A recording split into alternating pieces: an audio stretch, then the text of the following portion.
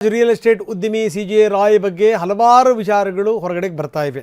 ನೋಡಿ, ಅವರ ಮನೆ ಮೇಲೆ, ಅವರ ಕಚೇರಿಗಳ ಮೇಲೆ ರೇಡ್ ಆಯಿತು. ಅದಾದಮೇಲೆ ಇವರು ಪದೇ ಪದೇ ಹೋಗಿ 2 ಸರಿ ಹೋಗಿ ಕೇರಳಕ್ಕೆ ಹೋಗಿ ಸ್ಟೇಟ್ಮೆಂಟ್ ಕೊಟ್ಟು ಬಂದಿದ್ದರು. ಇದೆಲ್ಲ ಆದಮೇಲೆ ರಾಯ್ ಏನು ಮಾಡ್ತಾರೆ ಅಂತಂದರೆ, ಇದರ ವಿರುದ್ಧ ಅಂದರೆ ಇಲಾಖೆಯ ವಿರುದ್ಧ ಅವರು ಕೋರ್ಟಿಗೆ ಹೋಗ್ತಾರೆ. ಆದಾಯ ತೆರಿಗೆ ಇಲಾಖೆ ವಿರುದ್ಧನೇ ಅವ್ರು ಕೋರ್ಟಿಗೆ ಹೋಗ್ತಾರೆ. ಈ ರೀತಿ ಶೋಧನೆ ಮಾಡುವಂಥದ್ದನ್ನು ಪ್ರಶ್ನೆ ಮಾಡಿರ್ತಾರೆ. ಅವರ 8 ಕಂಪನಿಗಳ ಪರವಾಗಿ ಅವರು ಕೋರ್ಟಿಗೆ ಹೋಗಿರ್ತಾರೆ. ನೀವು ಈ ರೀತಿ ಬಂದು ಎಲ್ಲ ದಾಖಲೆಗಳನ್ನು ನೋಡುವಂಥದ್ದು ತೊಂದರೆ ಕೊಡೋದು ತಪ್ಪು ಅಂತ ಹೇಳಿ ಅವರು ಕೋರ್ಟಿಗೆ ಅರ್ಜಿ ಸಲ್ಲಿಸಿರ್ತಾರೆ. ಅದರದ್ದು ಏನಾಗುತ್ತೋ ಗೊತ್ತಿಲ್ಲ. ಅರ್ಜಿ ಸಲ್ಲಿಸಿ ಆದಮೇಲೆ 2ನೇ ದಿನಕ್ಕೇನೆ ಅವರು ಅದನ್ನು ವಾಪಸ್ ಪಡೆದು ಬಿಡ್ತಾರೆ. ಅವ್ರಿಗೆಲ್ಲ ಗೊತ್ತಾಗಿರಬೇಕು, ಈ ರೀತಿ ಈ IT ಇಲಾಖೆಯ ವಿರುದ್ಧನೇ ಏನಾದರೂ ಹೋದರೆ IT ಇಲಾಖೆ ಇನ್ನಷ್ಟು ಮತ್ತಷ್ಟು ಕ್ರಮಗಳನ್ನು ಕೈಗೊಳ್ಳುತ್ತೆ. ಸುಮ್ಮನೆ ಅನಗತ್ಯವಾಗಿ ಮೈಮೇಲೆ ಬರುತ್ತೆ. ಯಾಕೆ ಬೇಕು ರಗಳೆ ಅಂತ ಅನಿಸಿರಬೇಕು. ಯಾಕಂದರೆ ಈ ಕೊಚ್ಚಿ IT ಇಲಾಖೆಯ ನವೆಂಬರ್ 27ರ ಆದೇಶ, ಡಿಸೆಂಬರ್ 23ರ ಶೋಧ, ಇದೆಲ್ಲವನ್ನೂ ಕೂಡ ಪ್ರಶ್ನೆ ಮಾಡಿದರು. 16ನೇ ತಾರೀಕು ರಿಟ್ ಅರ್ಜಿ ಹಾಕ್ತಾರೆ, 18ರಂದು ವಾಪಸ್ ಪಡಿತಾರೆ. ಏನಂತ ಹೋಗಿದ್ರು, ನಿಮ್ಮ ಶೋಧನೆ ಇದೆಯಲ್ಲ IT ಶೋಧನೆ, ಅದೇ ಕಾನೂನು ಬಾಹಿರ, ಪಂಚನಾಮೆ ಕಾನೂನು ಬಾಹಿರ, ನೀವು ಈ ರೀತಿ ಮಾಡಂಗಿಲ್ಲ. ನೀವು ಇದನ್ನು ವಾದ ಮಾಡಿದರು, ಕೋರ್ಟ್ನಲ್ಲಿ ಪ್ರಶ್ನೆ ಮಾಡಿದರು. ಈ ರೀತಿ ಇವರು ಮಾಡ್ತಿರುವಂಥದ್ದೇ ಅವರು ಕಾನೂನು ಬಾಹಿರ ಅಂತ. ನೋಡಿ, 8 ಕಂಪನಿಗಳು: confident projects, confident airlines, resorts, confident entertainment, esteem building technology, DJ project, confident residential projects, Zion hills golf, ಇವೆಲ್ಲವುಗಳ ಮೇಲೆ ಜೊತೆಗೆ ತಮ್ಮದೇ ಹೆಸರಲ್ಲಿ ರಿಟ್ ಅರ್ಜಿ ಸಲ್ಲಿಸಿದರು.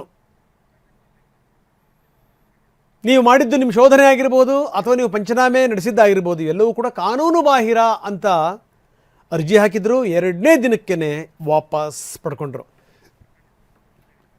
ನಮ್ಮ ಪ್ರತಿನಿಧಿ ರಮೇಶ್ ಈಗ ನಮ್ಮೊಂದಿಗೆ ನೇರ ಸಂಪರ್ಕದಲ್ಲಿದ್ದಾರೆ. ರಮೇಶ್, ನಾವು ನೋಡ್ತಾ ಇದ್ದೀವಿ, ಈ ರಾಯ್ ಹೋಗಾದ ಮೇಲೆ ಹಲವಾರು ಸಂಗತಿಗಳು ಹೊರಗಡೆ ಬರ್ತಾ ಇವೆ. ಅದರಲ್ಲಿ ಒಂದು ಲೆಕ್ಕದಲ್ಲಿ ಅನುಮಾನ ಕೂಡ ಬರ್ಸುತ್ತೆ. ಯಾಕಂದರೆ ನೀವು ಮಾಡ್ತಿರುವಂಥದ್ದು ಇದೆಯಲ್ಲ ನಿಮ್ಮ IT ಶೋಧನೆ, ಅದೇ ರಾಂಗ್, ಅದು ಕಾನೂನು ಬಾಹಿರ ಅಂತ ಅವರು ಕೋರ್ಟಿಗೆ ರಿಟ್ ಅರ್ಜಿ ಸಲ್ಲಿಸಿದ್ದು. ರಿಟ್ ಅರ್ಜಿ ಸಲ್ಲಿಸಿ 2ನೇ ದಿನಕ್ಕೇ ಅವರು ವಾಪಸ್ ಪಡೆದಿದ್ದು. ಏನಿದೆ ಹಿಂದಿನ ಮರ್ಮ ಏನು ರಮೇಶ್?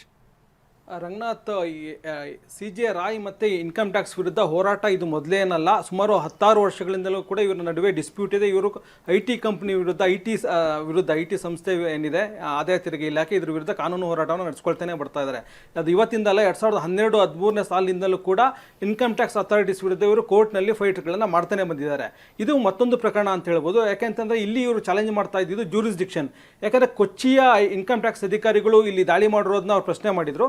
ಜೂರಿಸ್ಡಿಕ್ಷನ್ ಇಲ್ಲ ಅವ್ರಿಗೆ, ಇಲ್ಲಿ ಬಂದು ದಾಳಿ ಮಾಡೋದಕ್ಕೆ, ಇಲ್ಲೆಲ್ಲ ಸೀಸರ್ ಮಾಡೋದಕ್ಕೆ ಅವ್ರಿಗೆ ಜೂರಿಸ್ಡಿಕ್ಷನ್ ಇಲ್ಲ ಅನ್ನೋದನ್ನು ಅವ್ರು ಪ್ರಶ್ನೆ ಮಾಡಿದರು. ಅಂದರೆ ಅವರ ಒಂದು ವ್ಯವಹಾರ ಏನಿತ್ತು, ರಿಯಲ್ ಎಸ್ಟೇಟ್ ವ್ಯವಹಾರ, ಅದರಲ್ಲಿ ಸಾಕಷ್ಟು ಸಹಜವಾಗೇ ಕೆಲವೊಂದೆಲ್ಲ ಲೂಪ್ ಹೋಲ್ಸ್ ಇತ್ತು, ಕೆಲವೆಲ್ಲ ವೈಲೇಷನ್ಸ್ ಇತ್ತು.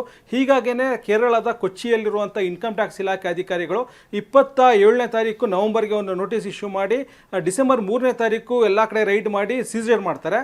ಆ ಸೀಸ್ ಮಾಡುವಂಥ ಸಂದರ್ಭದಲ್ಲಿ ಹಲವು ಸ್ಟೇಟ್ಮೆಂಟ್ಗಳನ್ನು ಪಡ್ಕೊಳ್ತಾರೆ. ಯಾಕಂದರೆ ಏನೇನು ಸಿಕ್ಕಿತ್ತು ಅದರ ಆಧಾರದ ಮೇಲೆ ಇವರಿಂದ ಕೆಲವು ಸ್ಟೇಟ್ಮೆಂಟ್ಸ್ಗಳನ್ನ ಕೂಡ ಪಡ್ಕೊಳ್ತಾರೆ. ಈಗ ಅವರು ಹೈಕೋರ್ಟ್ಗೆ ರಿಟ್ ಅರ್ಜಿಯನ್ನು ಸಲ್ಲಿಸಿ ಡಿಸೆಂಬರ್ 16ನೇ ತಾರೀಕು ರಿಟ್ ಅರ್ಜಿ ಸಲ್ಲಿಸ್ತಾರೆ, ತುರ್ತು ವಿಚಾರಣೆಗೆ ಮನವಿ ಮಾಡ್ತಾರೆ. ಕೋರ್ಟು ಇನ್ಕಮ್ ಟ್ಯಾಕ್ಸ್ ಅಥಾರಿಟೀಸ್ಗೆ ಕೂಡ ನೋಟಿಸನ್ನು ಜಾರಿ ಮಾಡುತ್ತೆ. ಅದಾದಮೇಲೆ 2ನೇ ದಿನಕ್ಕೆ ಅಂದರೆ ಡಿಸೆಂಬರ್ 18ನೇ ತಾರೀಕು ಅವರು ರಿಟ್ ಅರ್ಜಿಯನ್ನು ವಾಪಸ್ ತಗೊಳ್ತಾರೆ.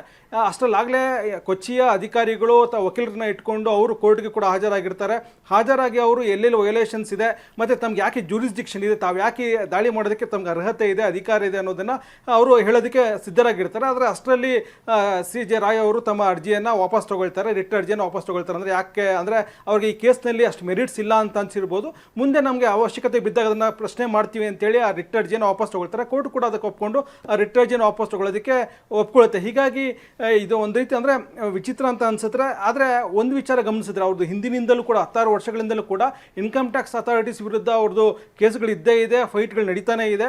ಹೀಗಾಗಿ ಅವ್ರಿಗೆ ಇದರಿಂದನೇ ಮಾನಸಿಕ ಒತ್ತಡಕ್ಕೊಳಗಾಗಿದ್ರು ಅನ್ನೋದನ್ನ ಮೇಲ್ನೋಟಕ್ಕೆ ನಂಬೋದು ಸ್ವಲ್ಪ ಮಟ್ಟಿಗೆ ಕಷ್ಟ ಅಂತ ಹೇಳ್ಬೋದು.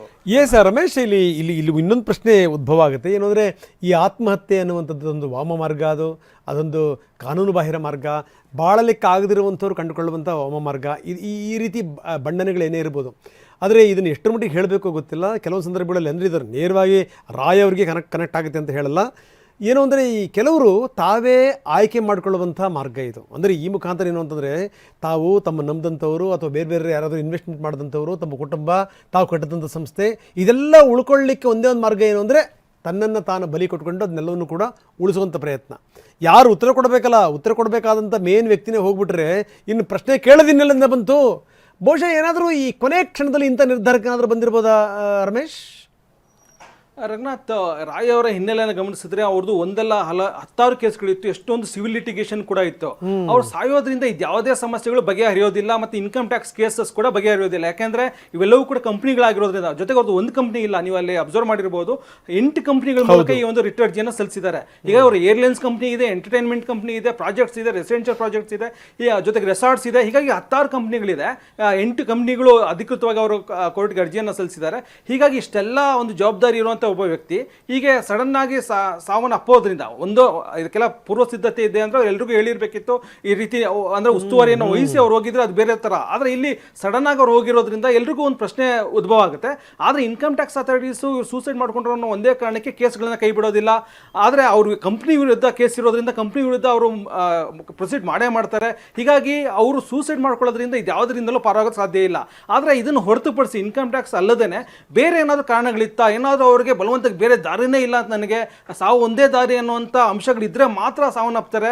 ಯಾವುದೋ ಮರ್ಯಾದೆ ಹೋಗುವಂಥ ವಿಚಾರ ಇರ್ಬೋದು, ಅಥವಾ ಈಗಿನ ಕಾಲದಲ್ಲಿ ಹನಿ ಟ್ರ್ಯಾಪ್ಗಳು ಕೂಡ ತುಂಬ ಆಗ್ತಾ ಇದೆ.